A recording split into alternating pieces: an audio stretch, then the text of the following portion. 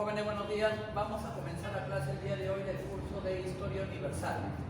Vamos a observar las consecuencias de la Segunda Guerra Mundial. Como ustedes saben, la Segunda Guerra Mundial fue el conflicto europeo que se significó en Europa, en algunos lugares de Asia y en algunos lugares del mundo entre 1939 y 1945. Entonces vamos a observar pues de que este acontecimiento histórico límite dentro de la historia de la humanidad pues trajo consecuencias. La mayor parte de los historiadores dicen que nada histórico desaparece sin huellas. Entonces, como nada histórico desaparece sin huellas, este hecho histórico que duró 6 años también dejó huellas en la humanidad, dejó consecuencias. Ahora, antes de entrar en ellas y explicarlas, solamente decir esto, ¿no? Jóvenes, no está en la información, pero quiero trascenderlo a partir de ustedes para que entiendan la situación. En esta vida no existen buenos ni existen malos. En esta vida no existen gente que esté a un lado como los buenos y gente que esté a otro lado como los malos. No existen. No existen buenos ni existen malos, ¿no? Quizás lo que les hable sea un moral, ¿no? Que tenga que ver con la religión, con la moral, pero tiene que ver mucho con las relaciones humanas. Alemania nunca quiso hacer guerra, jóvenes, aunque les parezca mentira. Nunca quiso hacer guerra. Si usted ve un mapa de Europa se va a dar cuenta de ello. Alemania quiso expandirse a partir de sus territorios fronterizos. Es decir, la cuestión problemática de fronteras que se estableció entre Alemania y Polonia como consecuencia de la Primera Guerra Mundial, que fue una delimitación muy equivocada, muy torpe de las fronteras. Prácticamente se creó un territorio alemán donde Alemania no podía entrar, solamente llegaba por mar, el territorio llamado Prusia Oriental, separado de Alemania por el corredor polaco. Eso hubiese originado una guerra entre Alemania y Polonia, estando o no estando Hitler en el poder. Entonces, la guerra mundial, y se llega a ella por una consecuencia de hechos. Vamos a observar pues la posición de hipocresía de los países occidentales como Inglaterra y Francia, miren, los buenos, entre comillas, ¿no? Que le dejaron hacer a Hitler lo que quería. Incluso Estados Unidos de Norteamérica también. Cómplices de Hitler antes de que comenzara la guerra. Hitler aplicó pues la política del elástico, y si usted ve la agresión que Hitler hace a esos países cercanos, pues demuestra pues su ataque sin previa declaración de guerra, etc. Entonces la guerra mundial, para algunos entendidos, se inicia recién en el año 41, cuando Alemania ataca a la Unión Soviética. Fue un acto traidor, es decir, Alemania traiciona, Hitler traiciona su pacto de no agresión que tuvo con Stalin y lo ataca. Entonces, él pierde la guerra, ¿por qué? Por traidor, por haber traicionado el pacto que hizo con la Unión Soviética. Estados Unidos interviene en la guerra por el ataque japonés. Japón era aliado de Alemania junto con Italia. Entonces, Italia más que un aliado fue una carga para Alemania. Entonces, ¿qué sucede? A raíz o a la luz de los hechos vividos en la guerra mundial, se puede dar cuenta de las consecuencias que saldrían después de ella, ¿no? Entonces se llega a la guerra por un conjunto de hechos donde hay complicidad, descomplicidad. Todos querían, pues, en Europa, ¿no? Por ejemplo, formar un frente anti-alemán, anti-hitleriano, ¿no? Y al mismo tiempo dejarle a Rusia las manos para que él se encargara y ellos se liberaran de eso, ¿no? Eso fue la intención de Inglaterra y de Francia. Inglaterra y Francia fueron aliados de Polonia, pero no movieron ni un dedo por Polonia, permitieron que Alemania la atacara. Miren esa hipocresía, miren esa complicidad. Entonces, los criminales de guerra también son los ingleses, los franceses y los norteamericanos, que en última instancia también hicieron actos de criminalidad de guerra, como vamos a observarlo en el transcurso de la explicación. Ojalá que me dé tiempo, ¿no? Bueno, solamente para decirles esto, ¿no? La mayor acto de crueldad en la guerra mundial lo hizo Estados Unidos junto con Inglaterra al atacar una ciudad alemana desguarnecida llamada Dresde el 13 y 14 de febrero de 1940. 1945, ¿no? Las cifras reales que ustedes van a ver solamente aluden que murieron 30.000 personas, no fue así, señor. Murieron cerca de 200.000 personas en ese ataque aéreo. Mató más gente que Hiroshima y Nagasaki puestos juntos. Y fue un ataque aéreo que tuvo 3 etapas, ¿no? O 3 secuencias, ¿no? Y en la última secuencia, los aviones norteamericanos e ingleses bajaban para ametrallar a la población civil que huía por las calles ante los incendios y las bombas que caían en la ciudad. Eso es un crimen de lesa humanidad. ¿Quién lo hizo? Lo hizo los Estados Unidos de Norteamérica y con sus presidentes y dirigentes que también son criminales de guerra, en este caso. Miren cómo la guerra mundial envuelve a todos y por eso les digo, jóvenes, no existen buenos, no existen malos en esta historia y nunca lo van a existir. Entonces vamos a ver que las consecuencias de la Segunda Guerra Mundial se pueden ordenar en varios factores, ¿no? El principal sería el político. El político. Ahí está. El político. Oralmente se los voy a enumerar.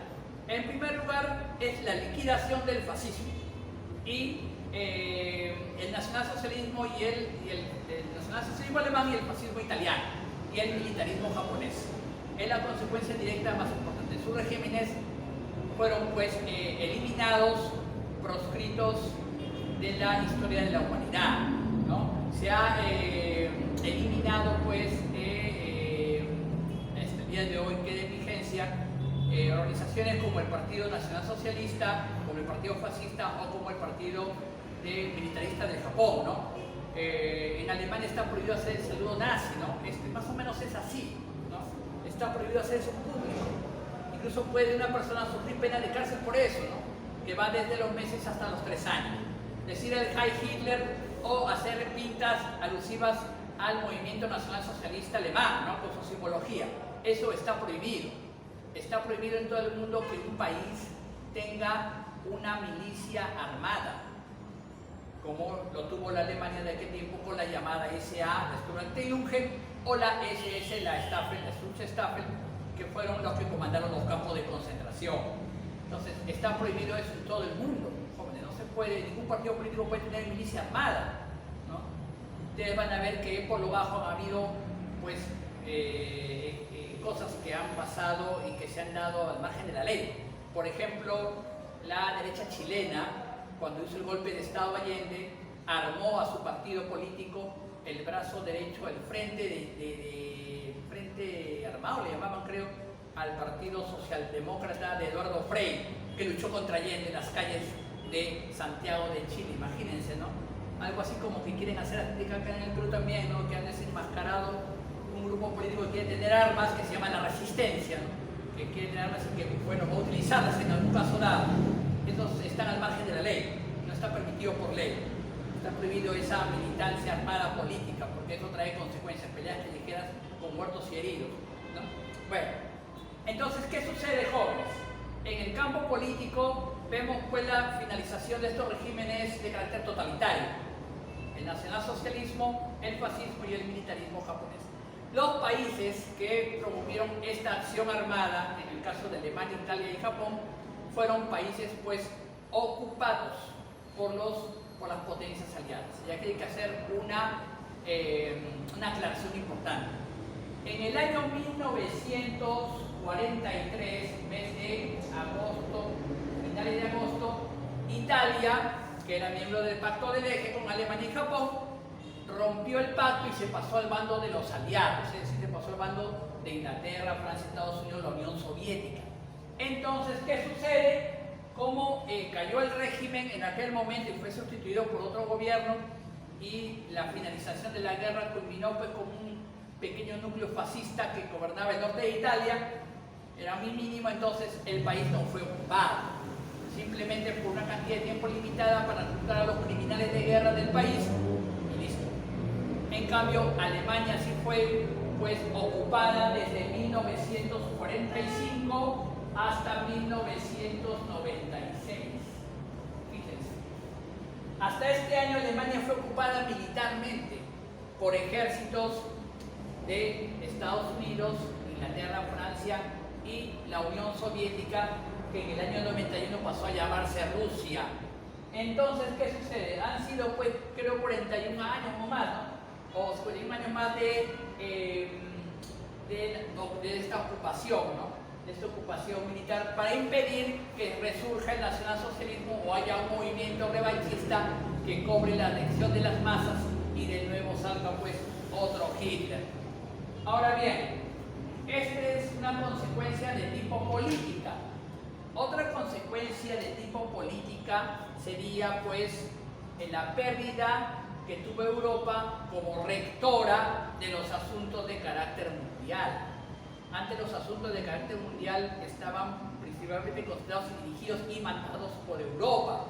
Europa pierde esa supremacía que pasa a poder, pues, de los Estados Unidos de Norteamérica.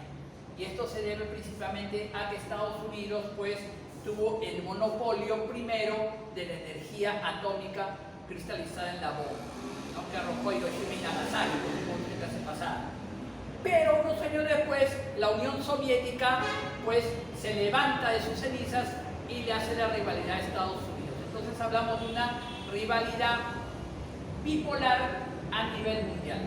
Estados Unidos de Norteamérica con todos los países miembros del lado occidental de Europa y la Unión Soviética con los países de Europa Oriental y de Asia afines a su ideología de carácter socialista o comunista. Ahora bien, aquí en la información hay una equivocación, jóvenes, tengo que hacer esa salvedad en la información que les voy a dar. Miren, en el libro se han equivocado, no es equivocación mía ni del director, es del libro. Mire qué dice aquí, quiero aclarar, la página 145 dice acá: por lo general los países capitalistas se aliaron con Washington, mientras que los países comunistas se aliaron, dice acá, con Estados Unidos. Está mal. Los países comunistas se aliaron con la Unión Soviética, señor, no con Estados Unidos, que dice acá. Esta es una equivocación de redacción. Bueno, dicho eso, entonces, tenemos en cuenta, pues, de que se hace, como consecuencia de la guerra, se hace la demarcación europea. Antes que finalizara la Segunda Guerra Mundial, hubo reuniones entre los mandatarios de las tres grandes potencias que estaban en contra de Alemania en la Segunda Guerra. ¿Quiénes fueron? Fueron Inglaterra, Estados Unidos y la Unión Soviética. Ahí está, los llamados tres grandes. En Inglaterra estaba el primer ministro inglés Sir Winston Churchill como jefe de gobierno. En Estados Unidos estaba el presidente Franklin Roosevelt y en la Unión Soviética estaba el primer ministro José Stalin. Su nombre real no era eso, era Stalin, ¿no? Era Joseph José Vissarionovich Saakashvili, es decir, conocido con el nombre de José Stalin, ¿no? Entonces, estos tres personajes de estos tres países, las potencias, y estas dos que fueron en ese tiempo superpotencias, se reunieron varias veces, ¿no? Las principales conferencias están narradas y explicadas en información, pero para hacer una aclaración, estamos hablando de estas conferencias.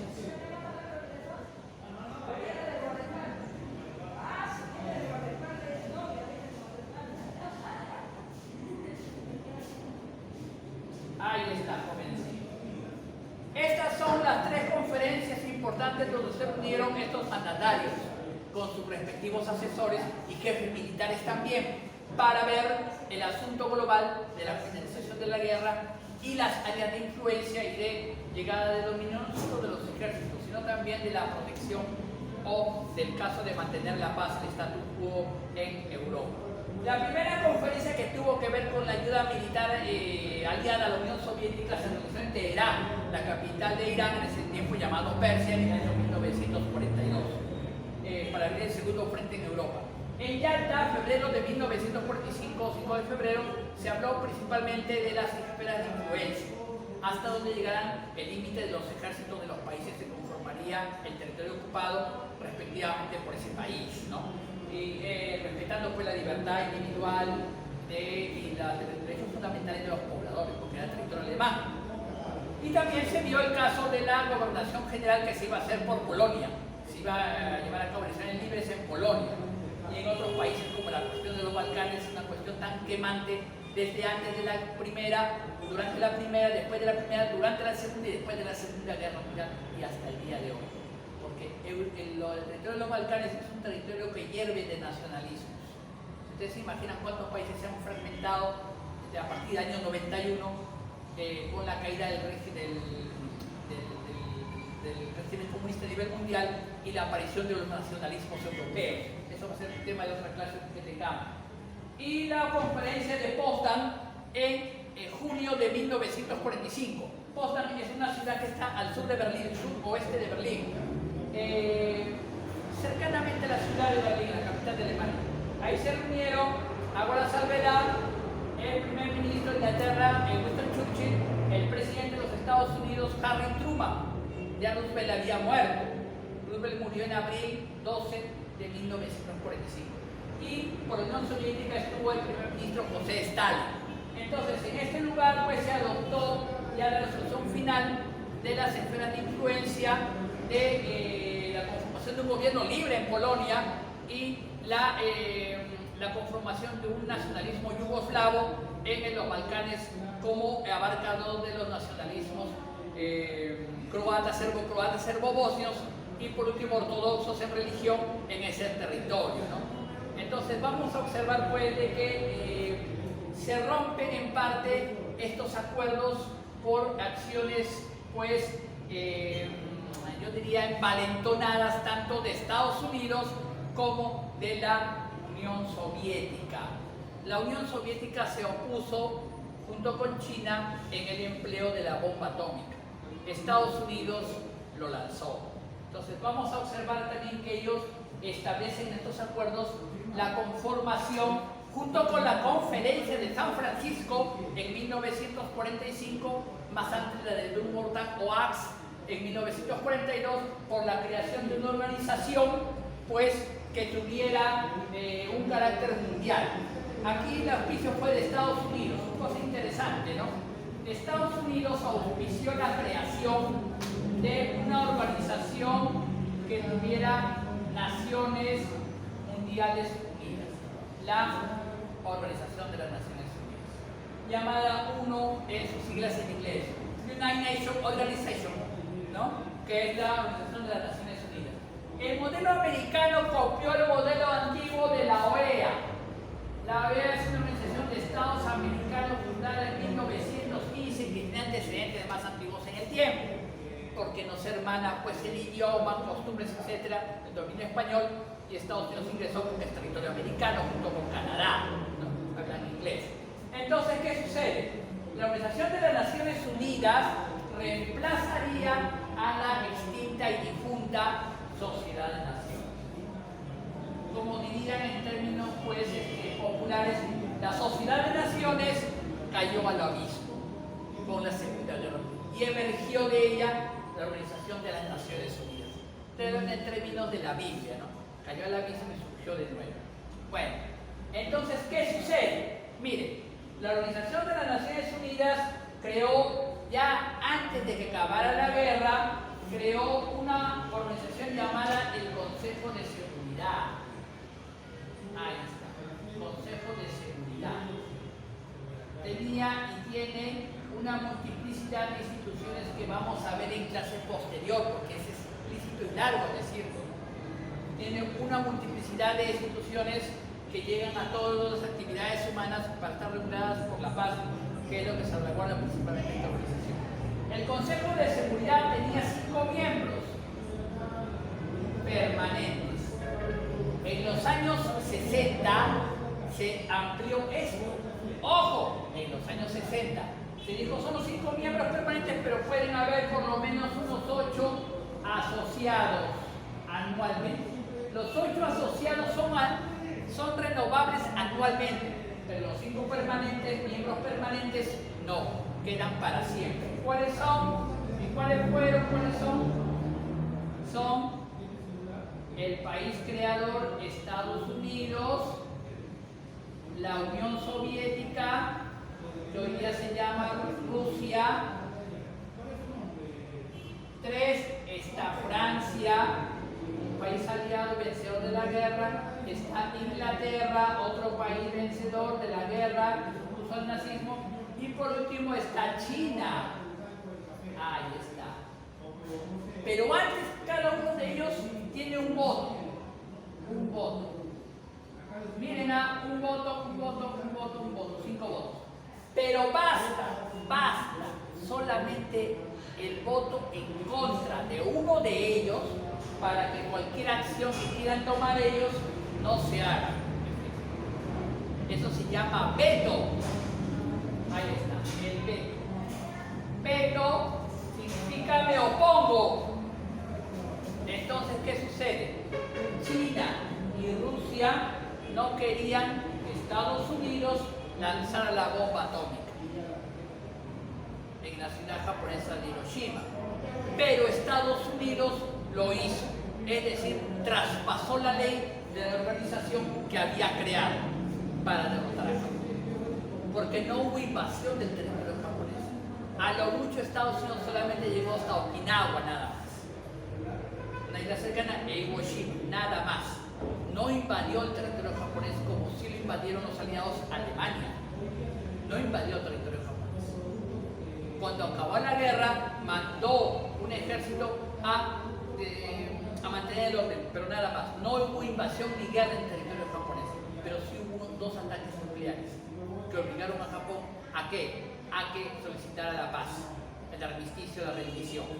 Estados Unidos economizó vidas, pero traspasó la ley. Esa es la segunda muestra de cómo Estados Unidos transgredió la ley después de la Segunda Guerra Mundial. Ahora bien, la primera ya les hablé sobre el bombardeo de Dresde, ¿no? Que Estados Unidos traspasó los acuerdos de la conferencia de Yalta del 5 de febrero de 1945. Estados Unidos comenzó a agredir envalentonado a los demás países con la intención quizás de agredirlos posteriormente a ellos, ¿no? Formando la OTAN en el año 49 exactamente, con todos los países dirigiendo ya el armamento nuclear contra la Unión Soviética, ¿no? Vamos a ver cómo esta verdad se puede contar también de esta manera, ¿no? Como está en los libros. Entonces, ¿qué sucede? Hay también pues consecuencias de tipo político. La Unión Soviética también surge como potencia mundial y aquí viene una cosa interesante, ¿no? La demarcación del territorio europeo después de la guerra. Yo sé que esto va a aparecer en su pantalla, jóvenes, así que lo voy a borrar rápidamente. ¿Por qué? Porque el tiempo me es cruel para mí.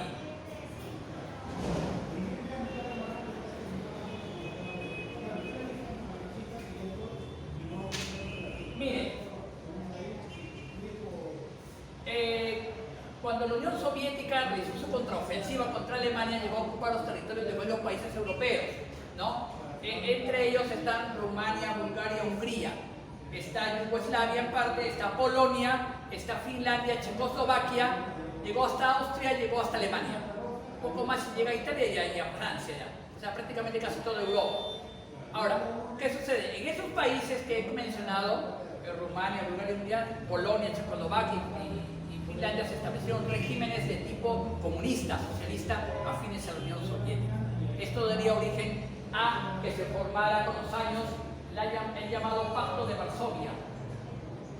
El Pacto de Varsovia, en 1956, llegó a ser el contrapeso de la OTAN. La OTAN era la Organización del Tratado del Atlántico Norte, NATO en sus siglas en inglés, ¿no? Son del Tratado del Atlántico Norte, que se creó en el año 1949 como una organización de contrapeso militar y político, ¿no? Entonces, a partir de este Pacto de Varsovia, que dirigía la Unión Soviética con todos sus países aliados cercanos, también se creó el llamado CAME o Comecon. El Comecon, en las europeas y norteamericanas, sería el acuerdo económico de los países socialistas con la Unión Soviética, que se amplió a Cuba en el año 60 y tantos con la revolución de Fidel Castro y después a otros países latinoamericanos bajo ciertas medidas, ¿no? Venta de armamento, etcétera, etcétera. Entonces, jóvenes, vamos a ver pues que se demarca Europa, ¿no? La Unión Soviética recibe territorios que antes se mencionó otros países, ¿no? Por ejemplo, el territorio de Besarabia, Bucovina y Moldavia. Hoy Moldavia es un país independiente. Esos territorios eran territorios de la Unión Soviética a consecuencia de la guerra, o sea, aumentó el territorio, ¿no? Lo mismo también los países bálticos como Lituania, Letonia, Estonia y una parte pequeña de Prusia Oriental, ¿no? Y también tener una especie de, no le llamaría dominio territorial, sino preeminencia en el puerto de Königsberg, la capital de Prusia Oriental.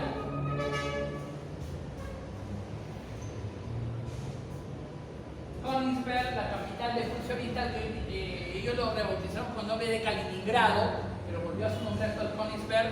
Esta ciudad tenía pues una importancia capital por ser un importante puerto del mar Báltico y del mar, sí, del mar Báltico. Entonces los rusos le tuvieron una adjudicación de actividad portuaria, aunque no estaba dentro del territorio soviético, hay que decir la verdad.